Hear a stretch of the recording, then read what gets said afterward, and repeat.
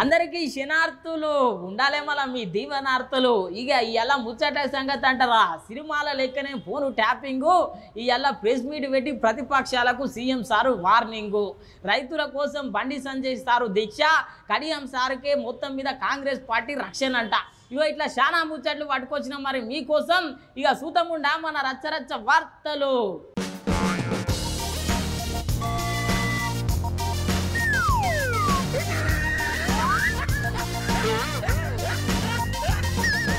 మాజీ ఉప ముఖ్యమంత్రి అయినటువంటి కడియం శ్రీహరి సారు ఇన్ని దినాలు బీఆర్ఎస్ పార్టీలో ఉన్నాడు. మరి కాంగ్రెస్ పార్టీలో కాలు పెట్టిండు. నిన్న బీఆర్ఎస్ లీడర్లు అయితే బాగానే అరుచుకున్నారు మళ్ళీ ఓరు గల్లులా. మరి ఏం సమాధానం ఇచ్చి నువ్వు ఏం సంగతి ఎలా మాట్లాడుతున్నాడంట ఇనుండ్రిగా.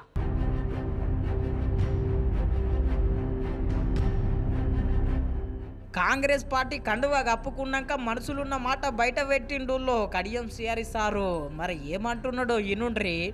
కాంగ్రెస్ పార్టీలో చేరటానికి అనేక కారణాలు ఉన్నాయి. అందులో ప్రధానమైనది గత 10 సంవత్సరాలుగా కేంద్రంలో నరేంద్ర మోడీ ప్రభుత్వం ప్రజాస్వామ్య వ్యవస్థలన్నింటినీ కూడా నాశనం చేస్తున్నది. రాజ్యాంగ వ్యవస్థలన్నింటినీ కూడా గుప్పిట్లో పెట్టుకొని ప్రజాస్వామ్యాన్ని అపహాస్యం చేసే విధంగా దేశంలో ప్రతిపక్షాల నామరూపాలు లేకుండా చేసే విధంగా ప్రయత్నాలు చేస్తున్నది మనం గమనిస్తున్నాం. ప్రజాస్వామ్యబద్ధంగా ఎన్నికైన ప్రభుత్వాలను దొడ్డిదారిన కూలగొట్టి బెదిరించి లొంగ తీసుకొని సిబిఐ కేసులలో ఈడీ కేసులలో ఇరికించి ప్రతిపక్ష పార్టీలను ఇబ్బంది పెడుతున్న పరిస్థితిని మనం గమనిస్తున్నాం. ప్రతిపక్షంలో ఉన్నప్పుడు ఒక నిందితుడుగా ఉన్న వ్యక్తి భారతీయ జనతా పార్టీలో చేరగానే పునీతుడు అయిపోతున్నాడు. ఇన్నరు కదా, దేశాన్ని బీజేపీ ఆగం చేయబట్టే అందుకే నేను కాంగ్రెస్ పార్టీలో జాయిన్ అయినా అనుకొచ్చిండు. అటెనక బీఆర్ఎస్ కోసం ఇగో గీ తీర్లో మాట్లాడిండు. భారత రాష్ట్ర సమితిని వదలడం కొంత బాధగానే ఉంది. కేసీఆర్ గారి పట్ల నాకు గౌరవం కూడా ఉంది. భారత రాష్ట్ర సమితి అవకాశాలు ఇచ్చింది. ఆ అవకాశాలు నాకు తెలిసిన కాడికి నేను సద్వినియోగం చేసుకున్నాను తప్ప దుర్వినియోగం చేసుకోలేదు. ప్రత్యేకంగా కేసీఆర్ గారి పైన నేను ఏ రకమైన విమర్శలు చేయదలుచుకోలేదు. చూసిరు కదా, కేసీఆర్ సార్ అంటే కడియం శ్రీహరి సార్కు ఎంత ప్రేమనో ఒక మాట గుట్ట అనడంటనుల్లో. చూడాలి మళ్ళా కేసీఆర్ సారు ఒక పార్టీ, కడియం శ్రీహరి సారు ఇంకో పార్టీ. రేపు పొద్దుగాల తిట్టుకుంటారా లేకపోతే మంచిగా దోస్తాన్ లెక్క హత్తుకుంటారా?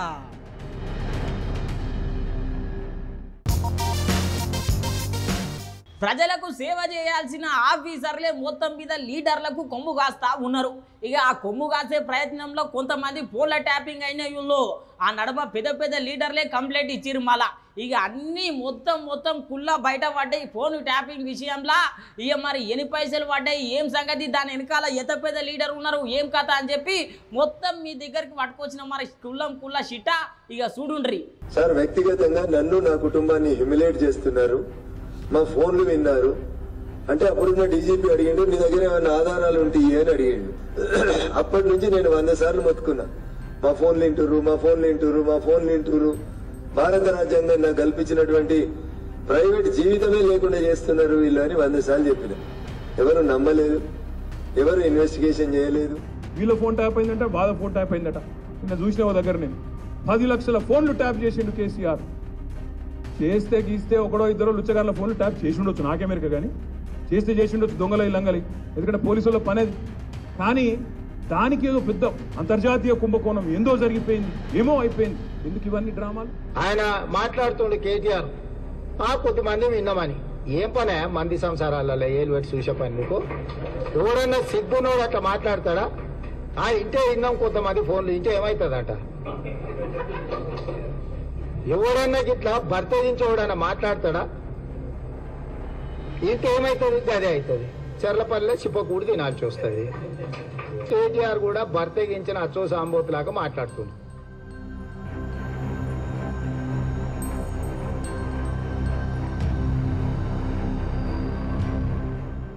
సినిమాలలోనన్నా ఇంత జబర్దస్త్ అయ్యిందో లేదో కానీ ఫోన్ ట్యాపింగ్ నిజంగానే అంతకంటే ఎక్కువ జబర్దస్త్ అయ్యిందో. ఆ లీడర్ ఏం చేస్తున్నాడు, ఈ లీడర్ ఏం చేస్తున్నాడు, ఆ లీడరు గెలుపు కోసం ఎన్ని ఎత్తులు వేస్తున్నాడు, ఈ లీడరు గెలుపు కోసం ఎన్ని పై ఎత్తులు వేస్తున్నాడు. ఇట్లా వరుస పెట్టి ప్రతిపక్ష లీడర్ల ఫోన్లన్నీ ట్యాపింగ్ చేసి పెద్ద లీడర్లకు పంపిర్రంట. ఇక ఇంకేమున్నది చెప్పుండ్రి, పెద్ద పెద్ద లీడర్లందరూ పోలీస్ స్టేషన్ల చుట్టూ నా ఫోన్ ట్యాపింగ్ అయింది, నా ఫోన్ ట్యాపింగ్ అయిందని పెద్ద పెద్ద కంప్లైంట్ ఇచ్చిర్రు. మళ్ళా నడుమ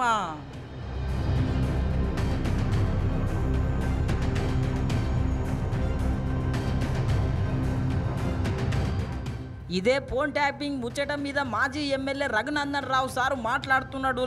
ఏం మాట్లాడుతున్నాడు ఈనుండ్రి మళ్ళా.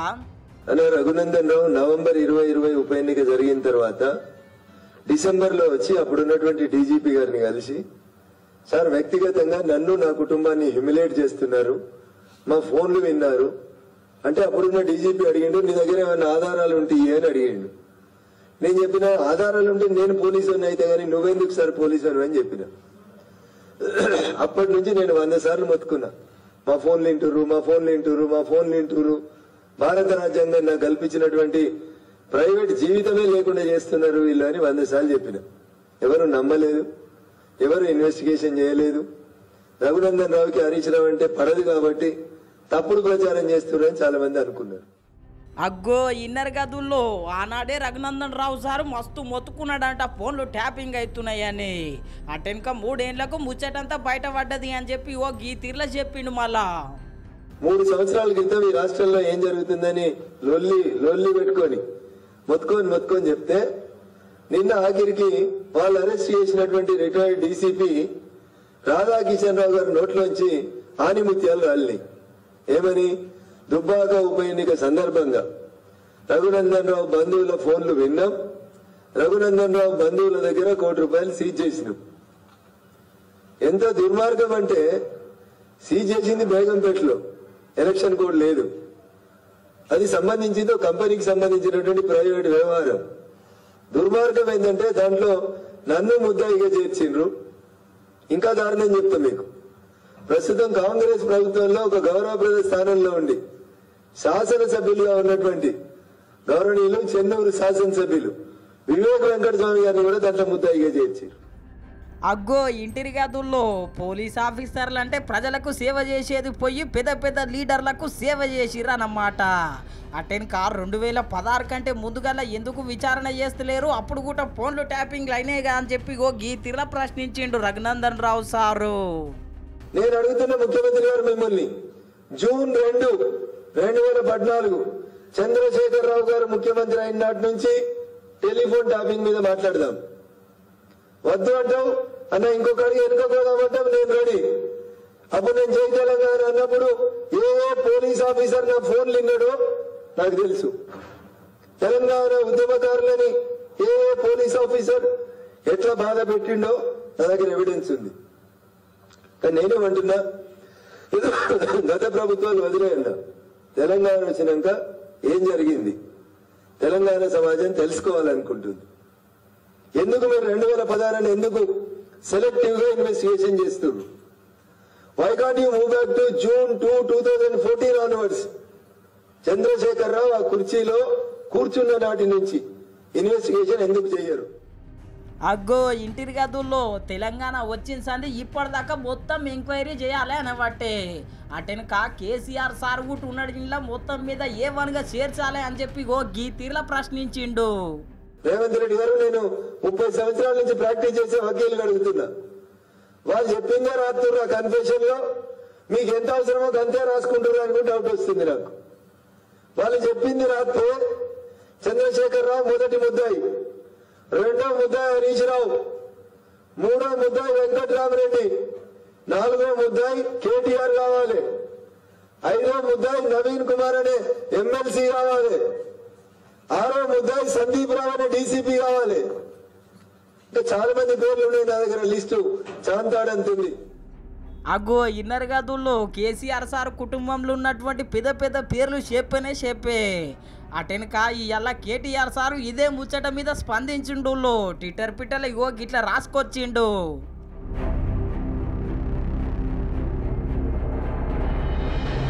చూసిరు కదా, ఈ ఫోన్ ట్యాపింగ్ విషయంలో నాకేం సంబంధం లేదు, నన్ను అనవసరంగా గుంజుతున్నారు, ఇవో వీళ్ళిద్దరు మొత్తం మీద ఎక్కువ చేస్తున్నారు, వీళ్ళ మీద కోట్ల చేల్చుకుంటా అనుకొచ్చిండు. చూడాలి మళ్ళా ఫోన్ ట్యాపింగ్ విషయంలో ఎంతమంది లీడర్లు బయటకు వస్తారో ఏమో.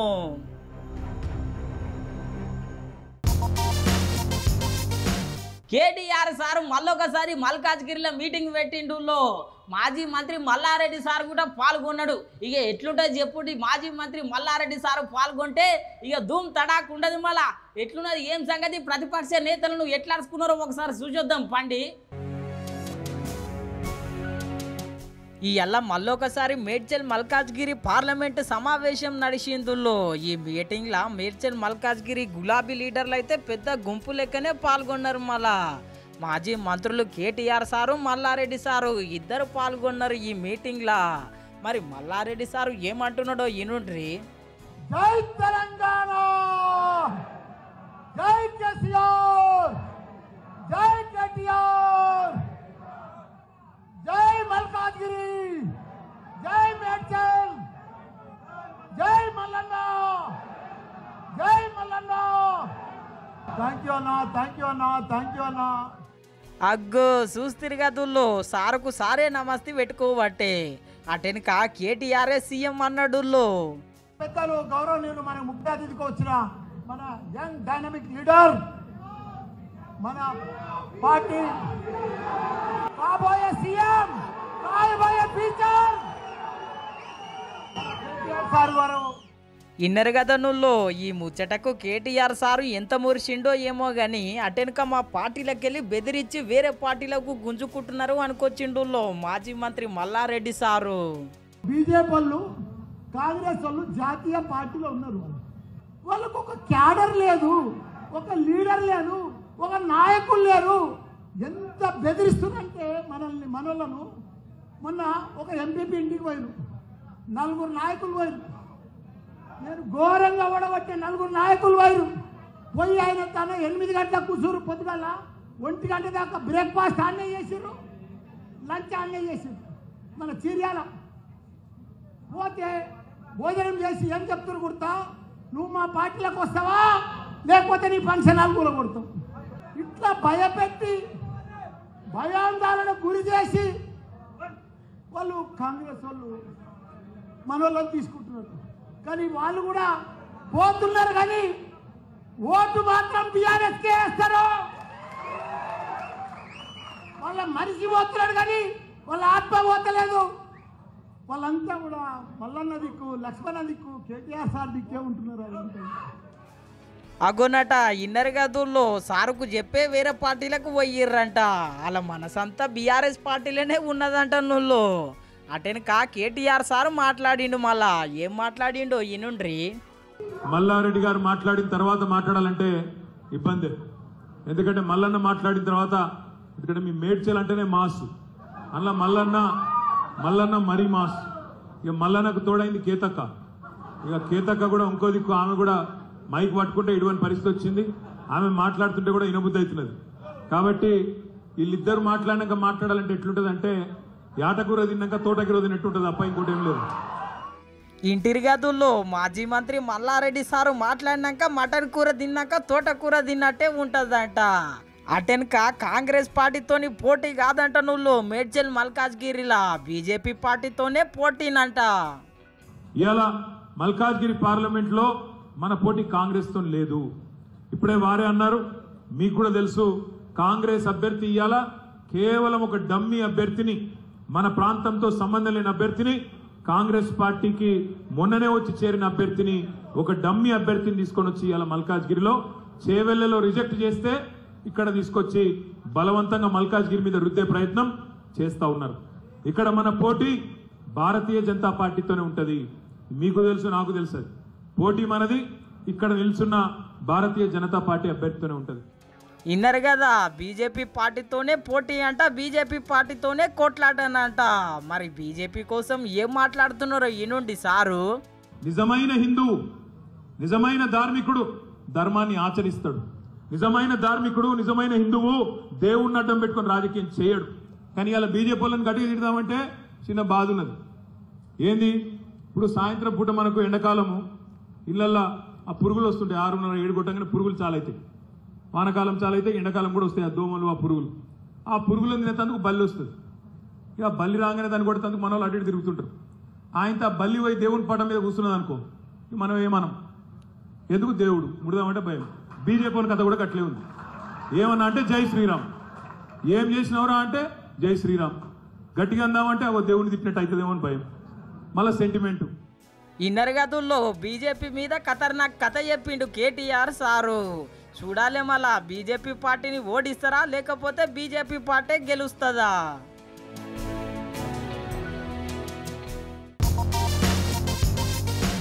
కాంగ్రెస్ పార్టీ ఎన్నికల శంకారామం ఊదపోతా ఉన్నది. ఇక తుక్కుగూడల పెద్ద సభ పెట్టేందుకు ఇక తయారైతా ఉన్నదులో సీఎం సార్ మొత్తం మీద అయితే ఇలా ప్రెస్ మీట్ పెట్టిండు ఆ సభ కోసమే. మళ్ళా మాజీ సీఎం కేసీఆర్ను ఎట్లా అరుచుకున్నాడు ఏం సంగతి ఓసారి చూడుండ్రి.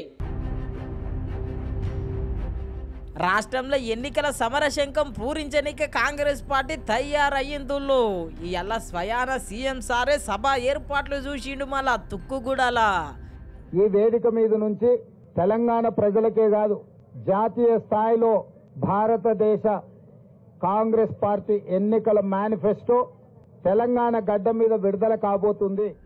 ఇదే సభ నుంచి జాతీయ మేనిఫెస్టో రిలీజ్ చేస్తారంటనుల్లో కాంగ్రెస్ పెద్దలు. ఈ సభకు Mallikarjuna Kharge sir, Rahul Gandhi sir, Priyanka Gandhi madam ఇట్లా పెద్ద పెద్దోళ్ళే హాజరైతారంట. మళ్ళా ఈ కార్యక్రమానికి మా అభిమాన నాయకుడు శ్రీ రాహుల్ గాంధీ గారు, మా అభిమాన నాయకురాలు శ్రీమతి ప్రియాంక గాంధీ గారు ప్రత్యేక ఆహ్వానితులుగా జాతీయ ఎన్నికల మేనిఫెస్టో విడుదల చేయడానికి ముఖ్య అతిథులుగా హాజరవుతున్నారు. అగ్గో ఇంటిరి గదుల్లో మీటింగ్ ముచ్చట అయిపోయినాక ఇక ఫైటింగ్ షురూ చేసిండుల్లో సీఎం రేవంత్ సారు. మళ్ళా కేసీఆర్ సార్ను ఏమంటున్నాడో ఈనుండ్రి. మాజీ ముఖ్యమంత్రి ప్రతిపక్ష నాయకుడు కల్వకుంట్ల చంద్రశేఖరరావు గారు పొలం బాట పట్టిండ్రు, సంతోషం. 10 సంవత్సరాల తర్వాతైనా తెలంగాణ ఉన్నది, తెలంగాణలో రైతులున్నారు అని వారికి గుర్తొచ్చినందుకు, గుర్తు చేసినందుకు కాంగ్రెస్ పార్టీ కార్యకర్తలను ప్రత్యేకంగా అభినందిస్తున్నా. ఎందుకంటే అధికారం కోల్పోకపోయిన ఉండుంటే, అధికారం కోల్పోయిన దుఃఖంలో ఆయన కింద పడి గాయం కాకపోయిన ఉండుంటే, అవినీతిలో పాల్పడి కూతురు జైలుకు పోకపోయిన ఉంటే చంద్రశేఖరరావు గారు మనకు కనిపించడానికి కూడా దొరకకపోవు. తుపాకీ గుండుకు అందకపోవు, దొంగకు దొరకకపోవు. అగ్గో ఇంటిరి గదుల్లో కేసీఆర్ సార్ ఓడిపోకపోతే అసలే బయటికి రాకపోతుండేనంట. అటెనక కేసీఆర్ సార్ మొన్న మాట్లాడుతుంటే కరెంటు వాయే కదా, అగో గా ముచ్చట మీదే ఇగో గీ తీర్లు అరుచుకున్నాడు మళ్ళా సీఎం సార్. ఎలా ఇక విద్యుత్ గురించి మాట్లాడాను. ఆయన సూర్యాపేటలో మాట్లాడుతుంటే మైక్ ఆగింది. అసలు ఎంత సిగ్గులేనోడు అంటే నేను మళ్ళీ విద్యుత్ అధికారులు అడిగిన. విద్యుత్ అధికారులు చెప్పాను, సార్ ఆయన ఉన్న ఏరియాలు కదా సూర్యాపేట టౌన్లో ఏ సబ్ స్టేషన్లో కూడా 30 సెకండ్లు కూడా కరెంటు పోలేదని అధికారిక లెక్కలు చెప్పినాయి. ఆయన పెట్టుకున్నది కూడా జనరేటర్తో పెట్టుకున్నాడు.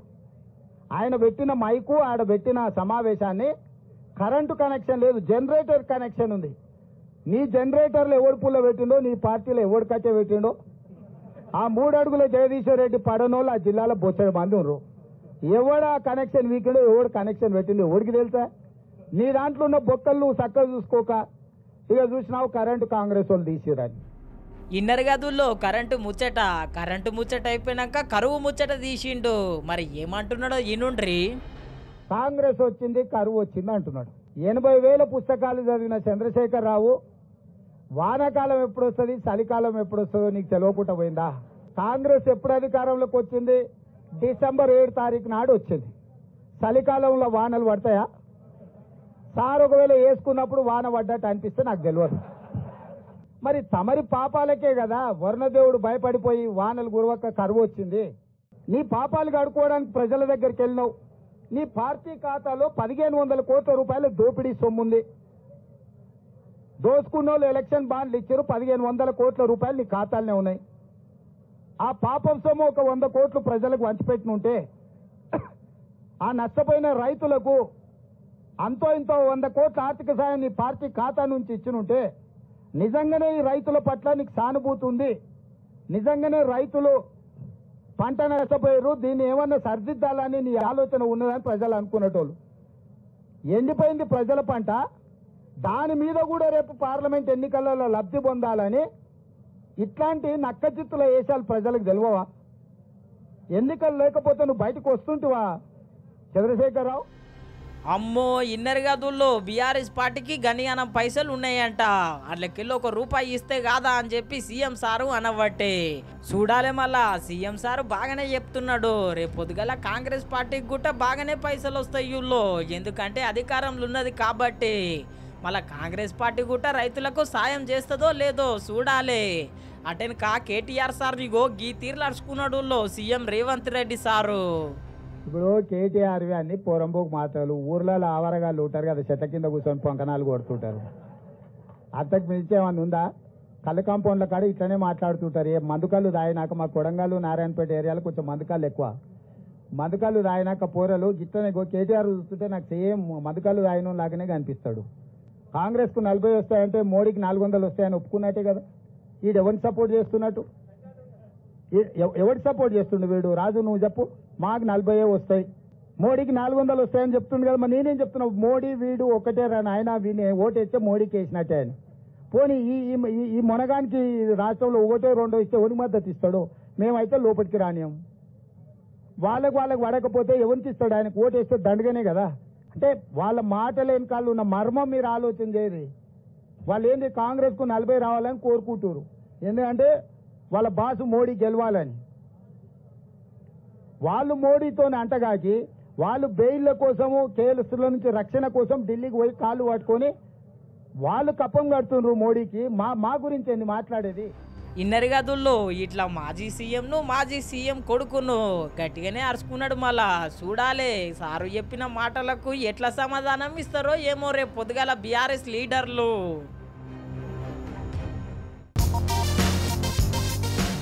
రైతుల గోస చెప్పరానిదుల్లో పంటలు ఎండిపోయి చాలా మంది మస్తు రైతులు బాధపడతా ఉన్నారు. కొంతమంది రైతులు అయితే మొన్న చెరుకుపోడు వానలకు మస్తు బాధపడ్డారు. ఇక మాజీ సీఎం కేసీఆర్ సారు కూడా పరామర్శించిండు. ఇవాళ బండి సంజయ్ సారు దీక్ష చేపట్టిండు. మళ్ళా ఏం మాట్లాడిండు ఏం సంగతి ఇక చూద్దాం పండి.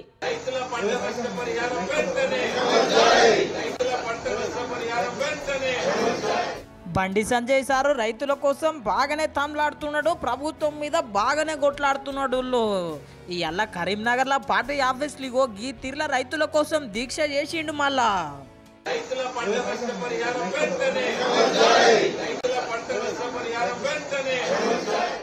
చూస్తున్నారు గదుల్లో బాగానే పంటలను దగ్గర పెట్టుకొని రైతన్నలందరినీ కలుపుకొని ఎట్లా దీక్ష చేస్తున్నాడో బండి సంజయ్ సారు.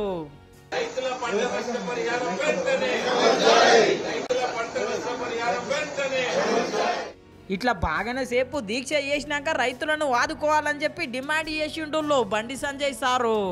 మరి నష్టపోయిన రైతాంగానికి వెంటనే నష్టపరిహారం ఇవ్వాలని చెప్పి 20,000 ఎకరానికి 20,000 రూపాయలు ఇవ్వాలని చెప్పి ఇలా భారతీయ జనతా పార్టీ డిమాండ్ చేస్తున్నది.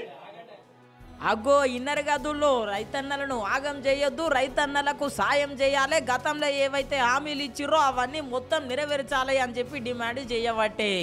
అటెనక కేంద్ర ప్రభుత్వం ఏం సాయం చేసేది లేదా సారు అంటే ఈ తీర్ల సమాధానం ఇచ్చిండు.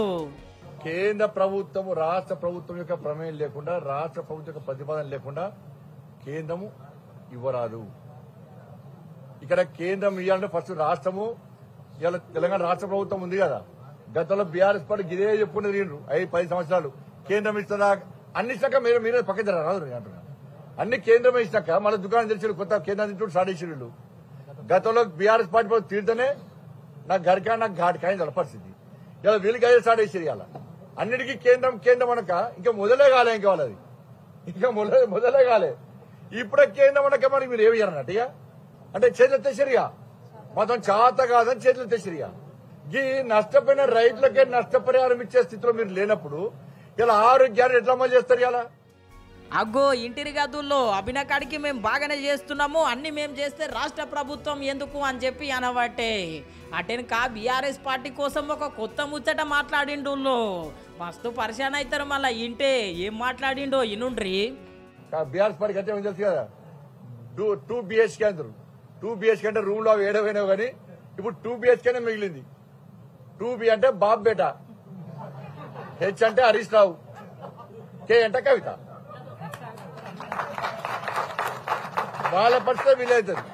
మళ్ళీ గిదే కాంగ్రెస్ వాళ్ళకి పైన 5 ఉన్నారు, వాళ్ళు మాత్రమే మిగులుతారు. అగ్గో ఇన్నర్ గదుల్లో బీఆర్ఎస్ పార్టీల కేసీఆర్ సారు కుటుంబమే ఉంటదంట. మొత్తం మీద గా తీర్ల ప్రశ్నిస్తున్నాడు మళ్ళా బండి సంజయ్ సారు. చూడాలే ఇక రైతు ముచ్చట ఏడుదాకా పోతుందో, రాష్ట్ర ప్రభుత్వం ఎందాకా సాయం చేస్తుందో ఏమో.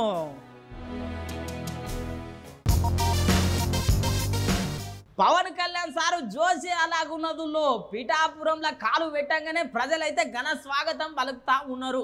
అంత పెద్ద హీరో మొత్తం మీద ప్రజలలో పోతే ఎట్లుంటది, ఏం సంగతి, ఆడ ప్రజలు ఎట్లా స్పందిస్తున్నారు, పవన్ కళ్యాణ్ సారు గెలిచినట్టే ఉన్నదా, ఏం సంగతి ఓసారి చూద్దాం పండి.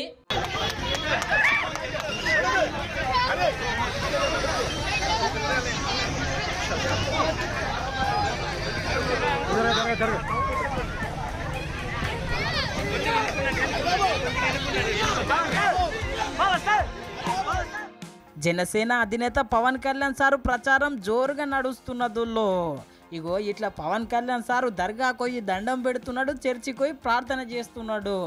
మతాలకు అతీతంగా కులాలకు అతీతంగా ప్రచారం చురువు చేస్తున్నాడు. अल्लाह पिठापुरम असेंबली से अल्लाह इनकी कामयाबी अता फरमा व बिरहमतिक या अरहमर राहिमीन। నువ్వు సమస్తము ఎరిగిన వాడువు, సమస్తము తెలిసిన వాడువు, నీ కృపకు అంతం లేదు తండ్రి. నీకు ఇష్టమైతే ఆ బిడ్డను ముట్టండి, సంపూర్ణ బిడ్డగా తయారు చేసి నీకు ఇష్టమైతే ఈ బిడ్డకు విజయం అనుగ్రహించమని వేడుకుంటున్నాం. ప్రచారం షురూ చేసుడే కాదుల్లో ఇగో ఇట్లా ఇంటింటికి పోయి ఓటు వేయాలే, నేను మీకోసం బాగా కష్టపడతా అని చెప్పి ఇగో గీ తీర్ల బతింలాడుతున్నాడు మళ్ళా.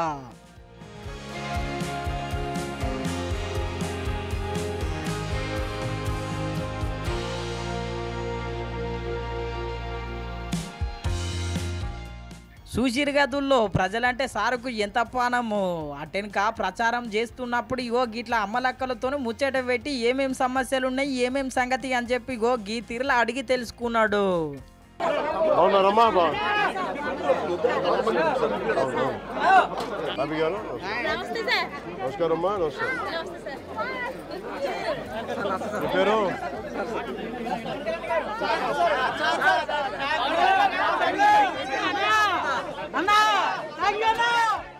చూసిరు గదుల్లో ఇట్లా సమస్యలు అడిగి తెలుసుకునుడే కాదు, ఇంటికి పోయి గో గీ అవ్వ దగ్గర కూర్చొని యో గీ తీరులో ముచ్చట పెట్టిండు మళ్ళా.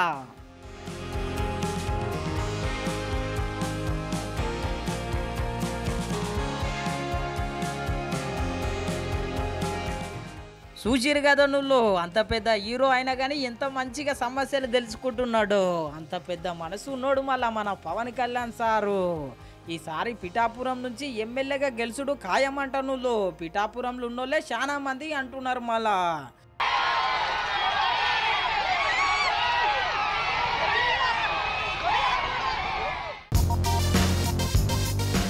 ఎట్లున్నాయి మన రచ్చరచ్చ వార్తలు? ఇక రచ్చరచ్చ లేవు, చూస్తూనే ఉండండి మన న్యూస్ 360 తెలుగు ఛానల్ను. రేపు పొద్దుగాల మళ్ళా మీ ముంగట్టుంటా.